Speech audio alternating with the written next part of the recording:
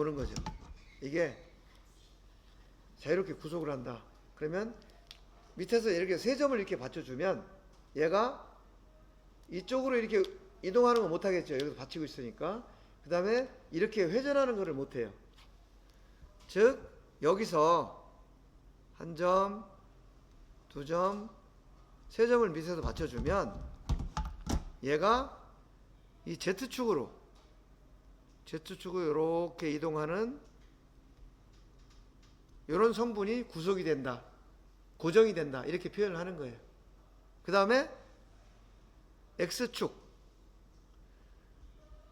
얘를 지금 X, Y, 얘를 X, Z 이렇게 표현을 하면 얘가 X축을 기준으로 회전하는 이런 성분, Y축을 기준으로 회전하는 이런 성분, 그 다음에 Z방향의 이동, 요 세 가지가 Z하고 U하고 V가 구속이 된다는 거죠.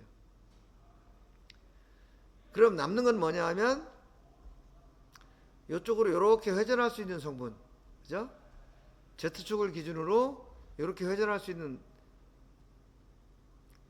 요 성분하고, 그 다음에 X축, Y축으로 이동할 수 있는 이런 성분이 남는 거예요. 그러면 이쪽 측면에 두 점을 측정해서 이런 직선을 만들어주면 이 직선에 의해서 Y축으로 움직이는 성분이 구속이 되고, 그 다음에 얘가 이렇게 회전하는 성분, 이 W가 구속이 되겠죠. 여기 얘가 이쪽으로 이제 회전을 이렇게 못하니까. 그럼 남는 게 뭐냐면 이쪽으로 움직이는 X성분 하나 남는 거거든요. 그럼 여기다 한 점을 찍어주면 요 X성분이 구속이 된다. 그래서 XYZ, UVW가 전체적으로 구속이 된다. 그래서 이것을 우리가 3, 2, 1 구속이라고 표현해요. 이게 모든 측정에서 가장 기본이 되는 자유도 구속 방법이다 라는 거 여러분들이 알아두시면 좋겠어요. 올려놨을 때 Z하고 UV 대신에 XY하고 W는 구속이 안 되니까 두 점을 측정을 해서 Y하고 W를 구속하고, 그 다음에 한 점을 측정해서 X를 구속하고, 그러면 전체적으로 공간상에서 이 제품이 구속이 된다. 이런 원리인데 요거 개념적으로 이해하시겠어요? 네. 그 다음에 자유도를 구속하는 이유가 뭐냐? 자유도를 구속하는 이유는 자유도를 구속하지 않으면 공간상에서 물체를 고정시킬 수가 없다. 그래서 데이텀 지정이라든지 측정 좌표계 설정을 할 수가 없기 때문에 자유도를 구속시킨다 라는 거고요. 자유도는 데이텀에 의해서 구속된다라고 했는데, 이 데이텀이라는 것은 실제 가공된 제품의 표현이다. 그래서 이것이 뭐 1데이텀, 2데이텀, 3데이텀이 있는데 요거는 뒤에 가서 다시 설명을 하겠습니다. 그럼 데이텀이라는 게 뭐냐? 아까 정반 얘기했죠? 이론적으로 정확한 기준이다. 여러분들이 측정할 때 정반 위에서 측정을 했다고 그랬잖아요. 정반 위에서 측정을 했는데 정반 위에서 측정한 이유가 뭐죠? 아까 얘기했죠? 정확한 평면이기 때문에. 정확하다. 정확한 평면이라는 용어를 우리가 썼어요. 이게 뭐냐면 이론적으로 정확한 기준이다라는 거예요. 이 정반이 기준이라는 거죠. 이것이 기준이다. 그래서 여기다 이제 측정기, 제품, 또 하이트 게이지 다 놓고 측정을 했던 거예요. 근데 우리가 1학년 때는 정반에서 이 밑면만 기준으로 삼았어요. 그죠? 그래서 이것은 이 한 군데만 데이텀으로 삼았기 때문에 이것을 단일 데이텀이라고 그래요. 근데 투영기에서 측정할 때는 데이텀이 두 개가 있었죠. X, Y축이 있으니까. 그래서 이렇게 두 개 이상 데이텀이 있는 것을 공통 데이텀이라고 그러고, 이런 데이텀들의 조합, 이것을 데이텀 시스템이라고 한다. 이렇게 이해를 하시면 되겠고요. 그 다음에 여기서 데이텀 표적이라는 말이 나와요. 이 데이텀 표적은 뭐냐 하면, 자, 우리가 이런 정반이 있는데 얘도 완벽한 것 같지만 사실은 얘도 확대를 해보면 내가 이런 굴곡을 가지고 있을 수가 있잖아요. 정반도 확대를 해보면 이것이 오차가 뭐 0.001이 될 수도 있고 0.01이 될 수 있고 하지만 어쨌든 오차가 있다라는 거죠. 그러면은 측정을 할 때 예를 들어서 높이 마이크로미터는 여기다가 이렇게 설치를 하고 이렇게 설치가 됐어요. 그 다음에 제품은 여기다가 이렇게 설치를 했어요. 여기다가. 여기 제품이에요. 그리고 하이트 게이지는 여기다가 이렇게 설치를 했어요. 이렇게. 그러면 실제 제품은 치수가 여기서 요게 실제 제품의 높이죠. 그런데 지금 하이트 게이지가 여기 있고 높이 마이크로미터가 여기 있기 때문에 얘는 여기를 해가지고 높이 마이크로미터 요점을 데이터를 여기 디지털에 읽을 거라는 거죠. 여기 치수가 나오는데. 그러면 실제 제품이 이건데 측정은 여기서 요거만큼 값으로 측정이 되는 거죠. 실제보다 더 작게 측정이 되겠죠. 그죠? 근데 또 어떤 사람은 이 하이트 게이지를 여기다 놓고 측정을 하는 게 아니고 여기다가 이렇게 놓고 하이트 게이지 이렇게 설치를 해가지고 이렇게 측정을 했다. 그러면 또 다르게 측정이 되겠죠. 얘가.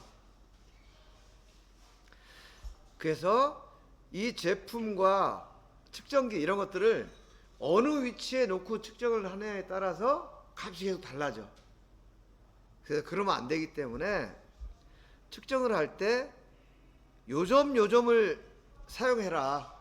또는 요 범위 안에서 측정을 해라. 라고 지정하는 게 데이텀 표적이다. 라는 거예요. 여기 보시면 단일 데이텀이라는 것은 이렇게 데이텀이 하나만 교재가 되는 거고, 공통 데이텀이라는 것은 데이텀이 이렇게 여러 개가 교재가 되는 거다 라는 것을 단일, 공통 이렇게 얘기를 했고요. 그 다음에 우리 형체라는 말이 나오는데, 형체라는 것은 어떤 우리가 그 지정한 모양 또는 형체, 실체 이걸 얘기하는 거예요. 그 실체가 있어야 거기다 측정을 해서 측정 좌표계를 잡을 수가 있잖아요. 그거를 데이텀 형체라고도 얘기를 하는데, 이거는 설계, 가공, 측정 이 세 가지 형체가 있다. 그 세 가지 형체는 이런 거예요. 설계 형체,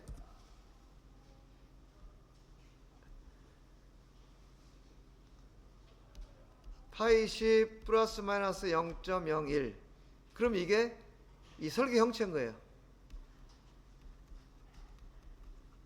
설계값. 그럼 이거대로 이 도면대로 가공을 하잖아요. 가공을 해서 나온 형체, 이걸 우리가 가공 형체라고 그래요. 설계는 원통으로 됐지만 실제 가공을 하면 오차가 되기 때문에 정확한 원통이 아니고 이런 3차원 곡면이 가공이 되는데, 이것을 여러 점을 측정을 해서 측정 결과를 출력을 하면 그것이 이제 측정 형체가 되는 거죠. 측정 형체는 실제 가공 형상이 어떻게 생겼던 건 간에 설계에서 지정한 이 설계 형체하고 같은 특성으로 계산을 한다. 실제 이 가공 형체가 원뿔이다. 원뿔이었다 하더라도 측정기에서는 원통으로 계산을 해요. 왜냐하면 설계에서 이것은 원통이어야만 제품의 기능을 발휘할 수 있다. 이렇게 지정을 했기 때문에 그런 거죠. 이러다 보니까 실제 이 오차가 있는 가공면을 측정을 해서 측정 결과를 만들다 보니까 이 조립할 때 실제 형상하고 측정 결과는 잘 안 맞을 수도 있다 라는 것들 여러분들이 참고로 알아두시고요. 자, 지금 측정 형체하고 가공 형체는 서로 일치하지 않을 수 있다고 얘기를 했죠. 그게 왜 그러냐면 지금 여기 보세요. 실제 가공 형체는 여기 뭐처럼 이런 형상이에요. 근데 그런데 측정 형상은 이 점들을 이렇게 측정을 해가지고 평균값을 이용해서 이런 지름을 구한다는 거죠. 이게 만약에 10.00이었다고 가정을 해봐요. 그러면은 이 측정 데이터를 받아든 사람은 무슨 생각을 하냐면, 아, 여기다가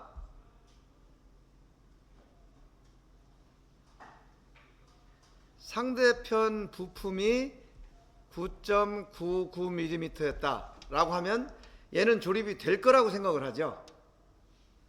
왜냐하면 구멍 지름이 10.00이라고 했으니까 여기에 9.99짜리 제품이 조립되면 0.01만큼 공간이 남는다고 생각을 하잖아요. 그런데 얘를 조립을 하려고 하다 보니까 지금 여기 이런 데서 걸리는 거죠. 이게 안쪽으로 튀어나오고 이런 분이 걸려서 조립이 안 되는 거예요. 근데 여기에 실제 조립이 될 수 있는 지름은 보면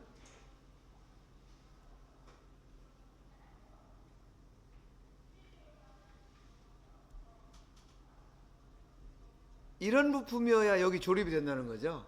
그럼 얘는 실제로 지름이 한 9.95쯤밖에 안 돼요. 그러면은 이거 뭐 측정해줘봐야 조립이 되지도 않는데 측정 결과가 의미가 없지 않느냐, 또 이런 얘기가 나올 수가 있죠. 그래서 측정을 연구하는 사람들도 이제 이런 사실을 알잖아요. 여러분들도 이제 연구를 하다 보면 이런 비슷한 사실을 많이 발견을 하게 돼요. 그래서 어떻게 하느냐, 측정을 할 때 계산 방식이라는 걸 적용을 해요. 여러분들 지금까지는 그냥 측정하면 측정값 이렇게 나왔잖아요. 근데 좌표 측정에서는 계산 방식이라는 걸 적용을 해서, 자, 얘를 평균값으로 계산할 거냐, 아니면 조립되는 상태를 고려해서 계산을 할 거냐. 조립되는 상태라 하더라도 그럼 지금 얘 측정하는 제품이 내경 제품이냐 외경 제품이냐, 그죠? 이런 구분을 해야 되겠죠. 그리고 또 한 가지는 어떤 기하공차가, 기하 편차가 GDT가 가장 작게 계산되는 방식을 취할 거냐 라고 해서, 예를 들어서 원이라고 하면 LSCI, MICI, MCCI, MJCI 이런 여러 가지 방법을 옵션으로 정해놓고 있다라는 거죠. 그래서 측정을 하고 나서 어떤 방식을 적용할 거냐, 예를 들면 지금 이런 경우에는 어떤 방식을 적용해야 될 것 같아요? 구멍이니까 이 MICI라는 방법을 적용해서 계산을 해야 되겠죠. 조립이 되려면. 예를 들면 좌표 측정해서 이런 일들이 지금 벌어지고 있다라는 것도 여러분들이 참고로 알아두셔야 되고요. 또 이 방법에 대해서는 그 진원도 기준원 할 때 좀 더 자세하게 설명을 할 거예요. 자, 지금 왜 이런 계산 방식이라는 걸 적용해야 되는지는 이해를 하실 수 있겠죠? 예.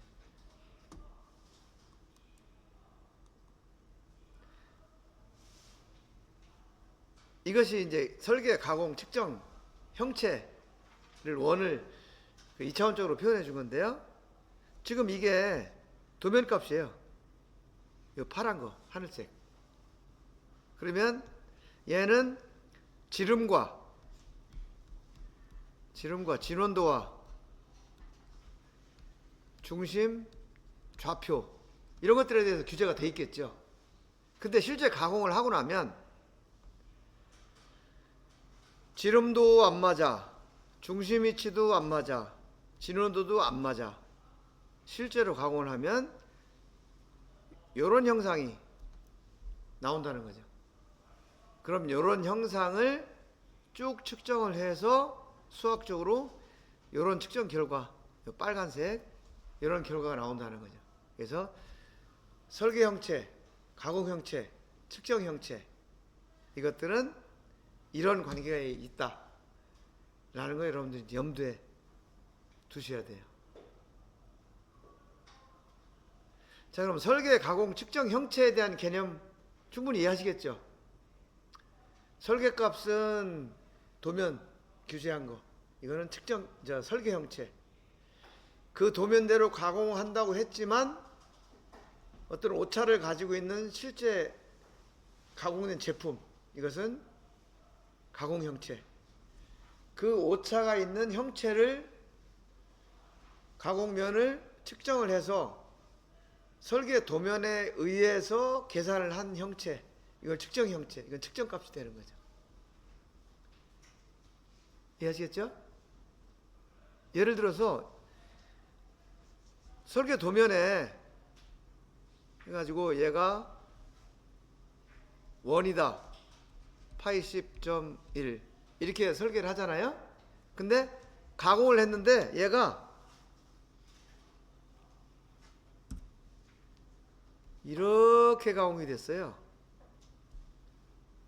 그럼 이건 누가 봐도 타원이죠, 타원. 그죠? 그렇지만 측정에서는 얘를 어떻게 계산하냐 하면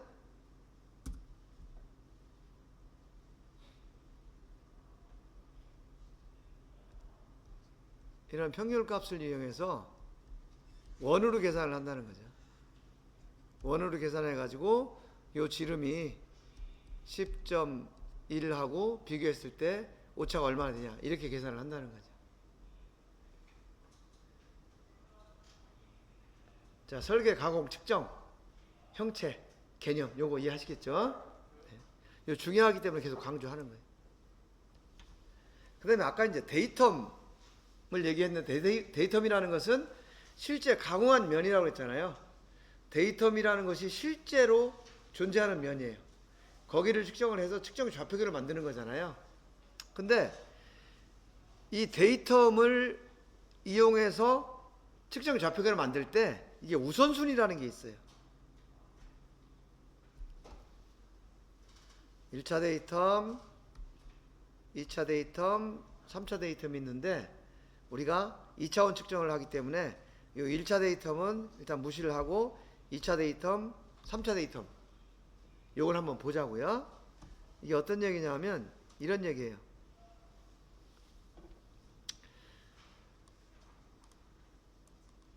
자, 이런 제품이 있어요. 여기 A, B, C가 있잖아요. 근데 이 데이터 우선순위는 도면에 지정된 순서대로 이제 계산을 하는 거예요. 자, 예를 들면 도면에 데이텀 ABC가 BC, 얘도 BC 이렇게 되면 B라고 표현된 데이텀을 먼저 데이텀으로 지정을 하라는 뜻이거든요. 그러면 이제 이렇게 계산이 되는 거예요. 이건 뭘 의미하냐 하면 지금 제품이 좀 과장되게 표현을 하면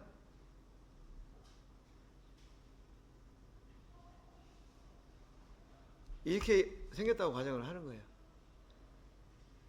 근데 만약에 이 B면을 데이터 우선순위로 여기서부터 이것처럼 정했다. 그러면 여기를 이렇게 측정을 해가지고 이런 좌표계를 우선 만든다는 거죠. X. 이 좌표계를 만들면 좌표계는 수학적으로는 당연히 수직이잖아요. 직각이잖아요. 그러니까 이 축의 직각인 무수히 많은 이런 축들이 Y축이 생긴다고 가정을 할 수가 있는 거죠. 이건 전부 직각인. 이런 가상의 축이 무수히 많이 생길 수가 있는데 우리가 어느 한 점을 측정을 해주면 이 무수히 많은 가상의 축 중에서 요 점을 지나는 요런 축이 결정해서 XY축이 직각이고 여기 Y축이 되는 요런 좌표계가 설정이 된다는 거죠. 그럼 문제가 제품은 직각이 아닌데 좌표계는 직각이니까 한 점을 여기다 측정을 하면 얘는 이게 Y축이 되고 한 점을 여기다 측정하면 얘는 이게 Y축이 되잖아요.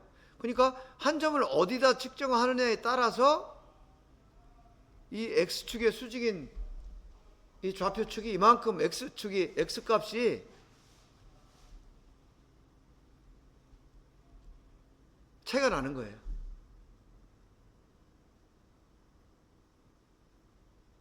요 지금 상황 이해할 수 있겠죠? 요거는 좌표계. 요거는 수학적으로 이렇게 설정이 되는 거고요. 요건 제품이에요. 즉 여기가 가공형체. 가공형체는 오차를 가지고 있는 거죠. 그래서 데이터 우선순위가 B, C 이렇게 돼 있으면 B축에 먼저 축을 만든 다음에 그 다음에 그거의 수직인 Y축을 만들다 보니까 직각이 안 맞죠. 그럼 이때의 이 원의 중심 좌표는 이 좌표계로부터 X1, Y1 이렇게 계산이 되는 거예요. 모든 좌표 측정이 다 똑같아요. 우리가 눈으로는 안 보이지만. 근데 만약에 얘가 C가 우선이다. C가 우선이면 이번에는 얘가 이렇게 계산이 되는 거예요. C축에 먼저 좌표계를 잡고 그거의 수직인 직각인 이런 X축이 생기는 거죠. Y축을 먼저 설정을 한 다음에 그럼 지금 이거하고 다르죠. 그래서 이거로부터 X2, Y2 이렇게 좌표를 계산하는 거예요. 그러니까 얘는 BC로 하느냐 CB로 하느냐에 따라서 X1보다 X2가 더 작고 Y2보다 Y1이 더 작은 값이 나온다. 그래서 눈으로 볼 때는 비슷해 보이지만 실제로 이런 현상이 일어날 수 있기 때문에 우리가 측정할 때는 반드시 도면에서 표기한 데이터 우선순위를 지켜야 된다. 근데 눈으로 언뜻 볼 때는 뭐 여기 기준으로 여기 측정하나 여기를 먼저 기준으로 하고 여기를 나중에 데이터를 잡으나 마찬가지로 보여요. 왜냐하면 눈에 안 보이기 때문에 100분의 1, 1000분의 1, 뭐 100분의 5 이렇기 때문에. 그렇지만 그것이 측정값에 영향을 미치기 때문에 데이터 우선순위를 반드시 지켜줘야 된다 라는 거고요. 그 다음에 이런 경우 아까 데이터 표적이라는 말 우리가 사용했잖아요. 예를 들면 이런 거예요. 이게 데이텀이지만 가공 형체는 기준이 되는 곳이라고 그랬잖아요. 데이텀은. 그렇지만 아무리 기준이 되는 곳이라고 하더라도 사람이 가공을 했기 때문에 얘는 오차가 있을 수가 있다. 그래서 오차를 좀 확대해서 그린 거예요. 그러면 내가 한 점, 두 점을 측정하면 얘를 축을 만들고 또 이쪽에 한 점을 측정을 하면 기존에 만들어진 축에서 직각이면서 요 점을 지나는 이런 좌표기가 생기겠죠. 근데 만약에 어떤 사람이 나는 여기하고 여기 두 점을 찍었어. 그리고 여기 한 점을 찍었어. 그러면 이런 좌표기가 생긴다는 거죠. 또 어떤 사람은 나는 여기하고 여기 그리고 여기 이렇게 되면 이 좌표계가 같은 데이텀이라고 하더라도 누가 어디를 측정해서 데이텀을 삼느냐에 따라 좌표계 자체가 달라지면 이거는 다른 측정에 전부 영향을 미치잖아요. 이런 일이 생기면 안 되겠다라는 거죠. 그래서 이것을 방지하기 위해서 어떻게 하느냐? 데이텀 표적이라는 걸 적용을 하는 거예요.